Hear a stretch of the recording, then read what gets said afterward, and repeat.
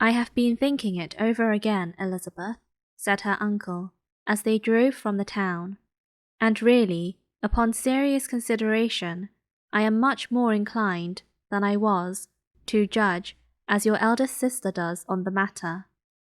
It appears to me so very unlikely that any young man should form such a design against a girl who is by no means unprotected or friendless, and who was actually staying in his colonel's family, that I am strongly inclined to hope the best.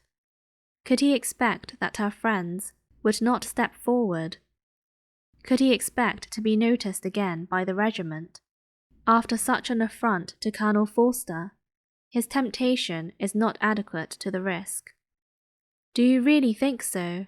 cried Elizabeth, brightening up for a moment.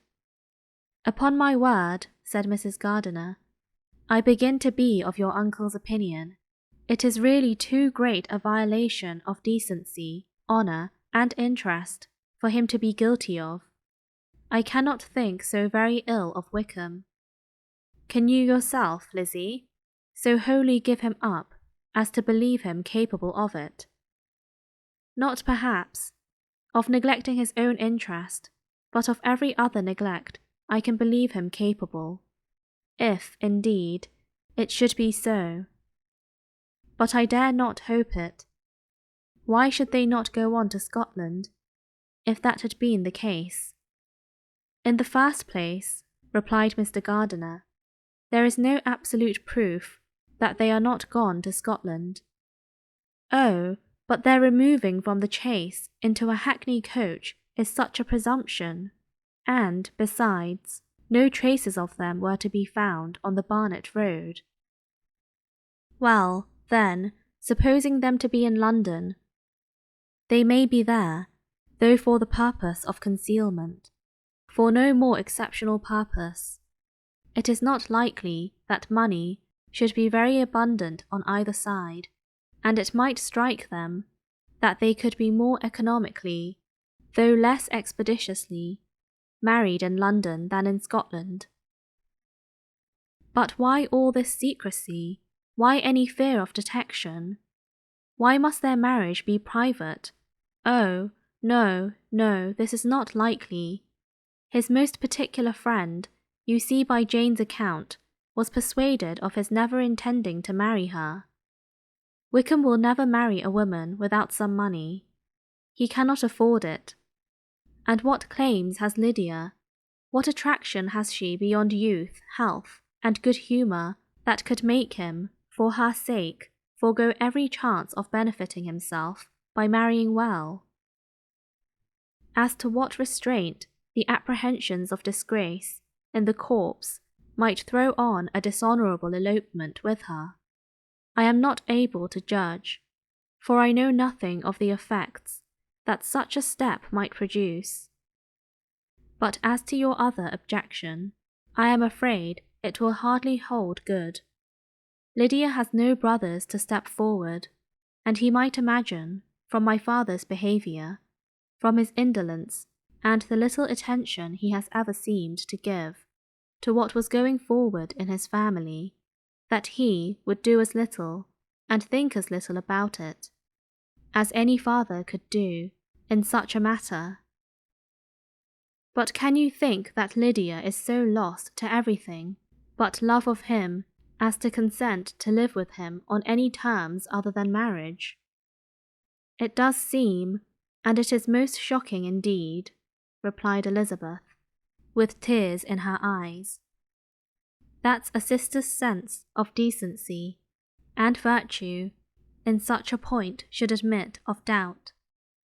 But, really, I know not what to say. Perhaps I am not doing her justice. But she is very young.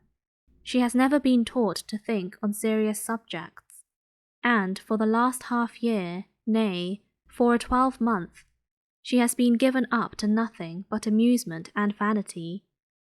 She has been allowed to dispose of her time in the most idle and frivolous manner, and to adopt any opinions that came in her way. Since the Shire were first quartered in Meryton, nothing but love, flirtation, and officers have been in her head. She has been doing everything in her power by thinking and talking on the subject. To give greater, what shall I call it? Susceptibility to her feelings, which are naturally lively enough, and we all know that Wickham has every charm of person and address that can captivate a woman. But you see that Jane, said her aunt, does not think so very ill of Wickham as to believe him capable of the attempt. Of whom does Jane ever think ill, and who is there, whatever might be their former conduct, that she would think capable of such an attempt, till it were proved against them? But Jane knows, as well as I do, what Wickham really is. We both know that he has been profligate in every sense of the word, that he has neither integrity nor honour, that he is as false and deceitful as he is insinuating. And do you really know all this? Cried Mrs. Gardiner, whose curiosity as to the mode of her intelligence was all alive. I do indeed, replied Elizabeth, colouring. I told you the other day of his infamous behaviour to Mr. Darcy, and you yourself, when last at Longbourn, heard in what manner he spoke of the man who had behaved with such forbearance and liberality towards him. And there are other circumstances which I am not at liberty, which it is not worth while to relate. But his lies about the whole Pemberley family are endless. From what he said of Miss Darcy, I was thoroughly prepared to see a proud, reserved, disagreeable girl. Yet he knew to the contrary himself. He must know that she was as amiable and unpretending as we have found her. But does Lydia know nothing of this? Can she be ignorant of what you and Jane seem so well to understand? Oh, yes, that is the worst of all. Till I was in Kent, and saw so much both of Mr. Darcy and his relation, Colonel Fitzwilliam, I was ignorant of the truth myself. And when I returned home, the Shire was to leave Meryton in a week or fortnight's time.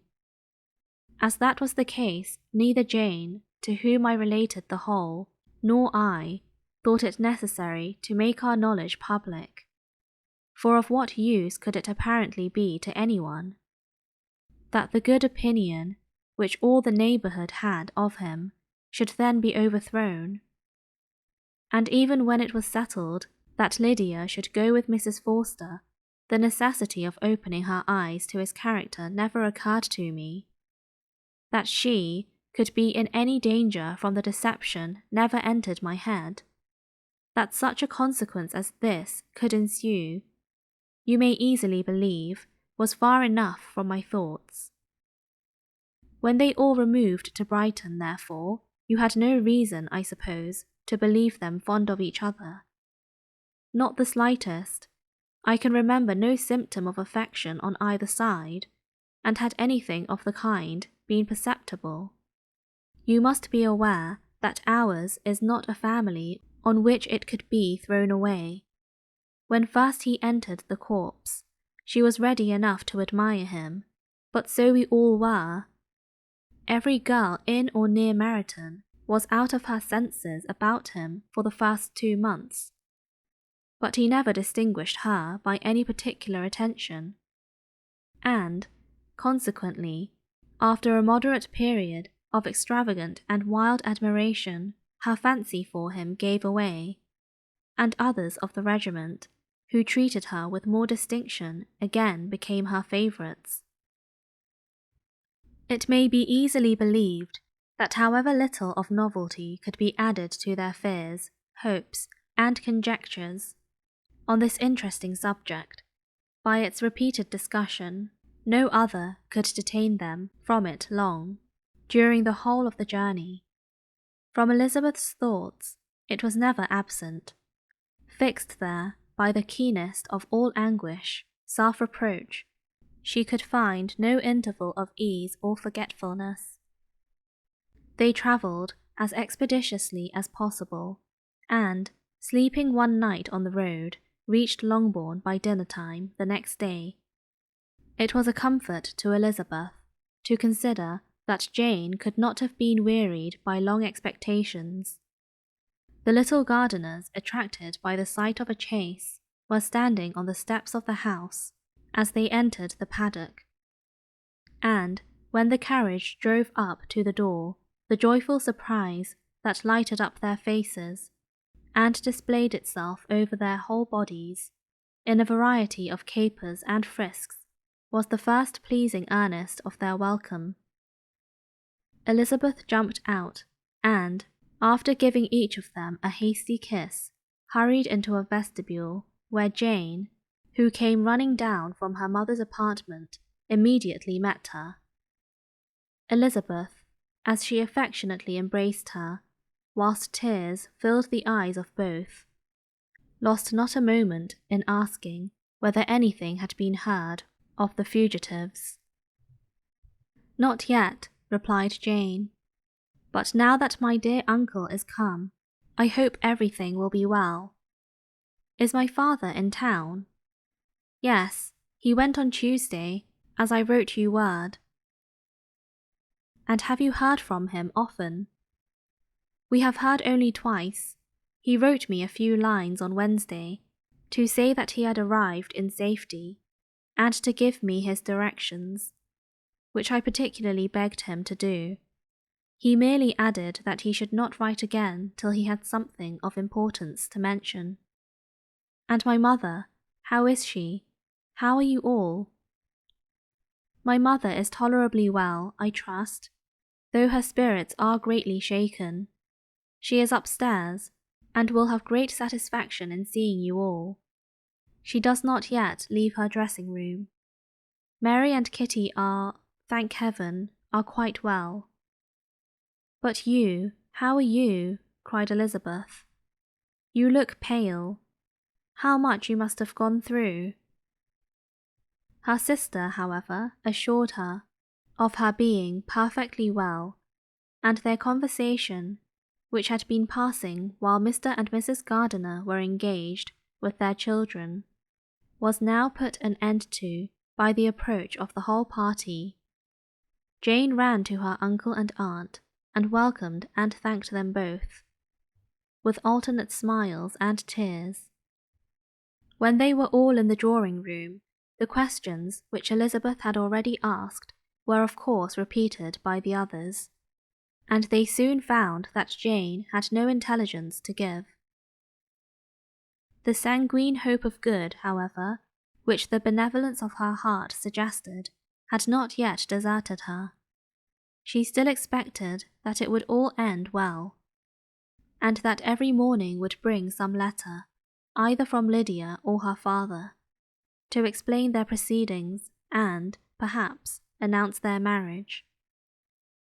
Mrs. Bennet, to whose apartment they all repaired, after a few minutes' conversation together, received them exactly as might be expected, with tears and lamentations of regret, invectives against the villainous conduct of Wickham, and complaints of her own sufferings and ill usage, blaming everybody but the person to whose ill-judging indulgence the errors of her daughter must principally be owing. "If I had been able," said she, "to carry my point in going to Brighton with all my family, this would not have happened. But poor dear Lydia had nobody to take care of her. Why did the Forsters ever let her go out of their sight? I am sure there was some great neglect or other on their side, for she is not the kind of girl to do such a thing if she had been well looked after. I always thought that they were very unfit to have the charge of her, but I was overruled, as I always am. Poor dear child! And now here's Mr. Bennet gone away, and I know he will fight Wickham, wherever he meets him, and then he will be killed. And what is to become of us all? The Collinses will turn us out before he is cold in his grave. and if you are not kind to us, brother, I do not know what we shall do." They all exclaimed against such terrific ideas, and Mr. Gardiner, after general assurances of his affection for her and all her family, told her that he meant to be in London the very next day, and would assist Mr. Bennet in every endeavour for recovering Lydia. "Do not give way to useless alarm," added he. "Though it is right to be prepared for the worst, there is no occasion to look on it as certain. It is not quite a week since they left Brighton. In a few days more, we may gain some news of them, and till we know that they are not married, and have no design of marrying, do not let us give the matter over as lost. As soon as I get to town, I shall go to my brother and make him come home with me to Gracechurch Street, and then we may consult together as to what is to be done." "Oh, my dear brother," replied Mrs. Bennet, "that is exactly what I could most wish for. And now do, when you get to town, find them out, wherever they may be, and if they are not married already, make them marry. And as for wedding clothes, do not let them wait for that, but tell Lydia she shall have as much money as she chooses to buy them after they are married, and, above all, keep Mr. Bennet from fighting. Tell him what a dreadful state I am in, that I am frighted out of my wits, and have such tremblings, such flutterings all over me, such spasms in my side, and pains in my head, and such beatings at heart, that I can get no rest by night nor by day. And tell my dear Lydia not to give any directions about her clothes till she has seen me, for she does not know which are the best warehouses." "Oh, brother, how kind you are! I know you will contrive it all." But Mr. Gardiner, though he assured her again of his earnest endeavours in the cause, could not avoid recommending moderation to her, as well in her hopes as her fear. And after talking with her in this manner till dinner was on the table, they all left her to vent all her feelings on the housekeeper, who attended in the absence of her daughters. Though her brother and sister were persuaded that there was no real occasion for such a seclusion from the family, they did not attempt to oppose it, for they knew that she had not prudence enough to hold her tongue before the servants. While they waited at table, and judged it better that one only of the household, and the one whom they could most trust, should comprehend all her fears and solicitude on the subject. In the dining-room, they were soon joined by Mary and Kitty, who had been too busily engaged in their separate apartments to make their appearance before. One came from her books, and the other from her toilette. The faces of both, however, were tolerably calm, and no change was visible in either, except that the loss of her favourite sister, or the anger which she had herself incurred in this business, had given more of fretfulness than usual to the accents of Kitty. As for Mary, she was mistress enough of herself to whisper to Elizabeth, with a countenance of grave reflection, soon after they were seated at the table, "This is a most unfortunate affair, and will probably be much talked of, but we must stem the tide of malice, and pour into the wounded bosoms of each other the balm of sisterly consolation." Then, perceiving in Elizabeth no inclination of replying, she added, "Unhappy as the event must be for Lydia, we may draw from it this useful lesson, that loss of virtue in a female is irretrievable, that one false step involves her in endless ruin, that her reputation is no less brittle than it is beautiful, and that she cannot be too much guarded in her behaviour towards the undeserving of the other sex." Elizabeth lifted up her eyes in amazement, but was too much oppressed to make any reply. Mary, however, continued to console herself with such kind of moral extractions from the evil before them. In the afternoon, the two elder Miss Bennets were able to be for half an hour by themselves, and Elizabeth instantly availed herself of the opportunity of making any inquiries, which Jane was equally eager to satisfy. After joining in general lamentations over the dreadful sequel of this event, which Elizabeth considered as all but certain, and Miss Bennet could not assert to be wholly impossible, the former continued the subject by saying, "But tell me all and everything about it, which I have not already heard. Give me further particulars. What did Colonel Forster say? Had they no apprehension of anything before the elopement took place? They must have seen them together for ever." Colonel Forster did own that he had often suspected some partiality, especially on Lydia's side, but nothing to give him any alarm. I am so grieved for him. His behaviour was attentive and kind to the utmost. He was coming to us, in order to assure us of his concern, before he had any idea of their not being gone to Scotland. When that apprehension first got abroad, it hastened his journey. And was Denny convinced that Wickham would not marry? Did he know of their intending to go off? Had Colonel Forster seen Denny himself? Yes, but when questioned by him, Denny denied knowing anything of their plans, and would not give his real opinion about it. He did not repeat his persuasion of their not marrying, and from that, I am inclined to hope, he might have been misunderstood before.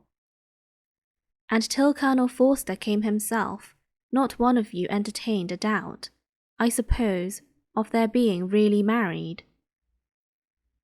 How was it possible that such an idea should enter our brains? I felt a little uneasy, a little fearful of my sister's happiness with him in marriage, because I knew that his conduct had not been always quite right. My father and mother knew nothing of that. They only felt how imprudent a match it must be. Kitty then owned, with a very natural triumph, on knowing more than the rest of us, that in Lydia's last letter she had prepared her for such a step. She had known, it seems, of their being in love with each other many weeks. But not before they went to Brighton. No, I believe not. And did Colonel Forster appear to think well of Wickham himself? Does he know his real character? I must confess that he did not speak so well of Wickham as he formerly did. He believed him to be imprudent and extravagant, and since this sad affair has taken place, it is said that he left Meryton greatly in debt. But I hope this may be false. Oh, Jane, had we been less secret, had we told what we knew of him, this could not have happened. Perhaps it would have been better, replied her sister, but to expose the former faults of any person without knowing what their present feelings were seemed unjustifiable. We acted with the best intentions. Could Colonel Forster repeat the particulars of Lydia's note to his wife? He brought it with him for us to see. Jane then took it from her pocket-book and gave it to Elizabeth. These were the contents. My dear Harriet, you will laugh when you know where I am gone, and I cannot help laughing myself at your surprise tomorrow morning, as soon as I am missed. I am going to Gretna Green, and if you cannot guess with who, I shall think you a simpleton, for there is but one man in the world I love, and he is an angel. I should never be happy without him, so think it no harm to be off. You need not send them word at Longbourn of my going, if you do not like it, for it will make the surprise the greater, when I write to them and sign my name Lydia Wickham. What a good joke it will be! I can hardly write for laughing. Pray make my excuses to Pratt for not keeping my engagement and dancing with him tonight. Tell him I hope he will excuse me when he knows all, and tell him I will dance with him at the next ball we meet, with great pleasure. I shall send for my clothes when I get to Longbourn, but I wish you would tell Sally to mend a great slit in my worked muslin gown before they are packed up. Goodbye. Give my love to Colonel Forster. I hope you will drink to our good journey. Your affectionate friend, Lydia Bennet. Oh, thoughtless, thoughtless Lydia, cried Elizabeth when she had finished it. What a letter is this, to be written at such a moment! But at least it shows that she was serious on the subject of their journey. Whatever he might afterwards persuade her to, it was not on her side a scheme of infamy. My poor father, how he must have felt it! I never saw anyone so shocked. He could not speak a word for full 10 minutes. My mother was taken ill immediately, and the whole house in such confusion. Oh, Jane, cried Elizabeth, was there a servant belonging to it who did not know the whole story before the end of the day? I do not know. I hope there was. But to be guarded at such a time is very difficult. My mother was in hysterics, and though I endeavoured to give her every assistance in my power, I am afraid I did not do so much as I might have done. But the horror of what might possibly happen almost took from me my faculties. Your attendance upon her has been too much for you. You do not look well. Oh, that I had been with you! You have had every care and anxiety upon yourself alone. Mary and Kitty have been very kind, and would have shared in every fatigue, I am sure, but I did not think it right for either of them. Kitty is slight and delicate, and Mary studies so much that her hours of repose should not be broken in on. My Aunt Phillips came to Longbourn on Tuesday, after my father went away, and was so good as to stay till Thursday with me. She was of great use and comfort to us all, and Lady Lucas had been very kind. She walked here on Wednesday morning to condole with us, and offered her services, or any of her daughters, if they should be of use to us. She had better have stayed at home, cried Elizabeth. Perhaps she meant well, but under such a misfortune as this, one cannot see too little of one's neighbours. Assistance is impossible, condolence insufferable. Let them triumph over us at a distance, and be satisfied. She then proceeded to inquire into the measures which her father had intended to pursue, while in town, for the recovery of his daughter. He meant, I believe, replied Jane, to go to Epsom, the place where they last changed horses, see the postilions, and try if anything could be made out from them. His principal object must be to discover the number of the hackney coach which took them from Clapham. It had come with a fare from London, and as he thought that the circumstance of a gentleman and ladies removing from one carriage into another might be remarked, he meant to make inquiries at Clapham. If he could anyhow discover at what house the coachman had before set down his fare, he determined to make inquiries there, and hoped it might not be impossible to find out the stand and number of the coach. I do not know of any other designs that he had formed, but he was in such a hurry to be gone, and his spirits so greatly discomposed, that I had difficulty in finding out even so much as this.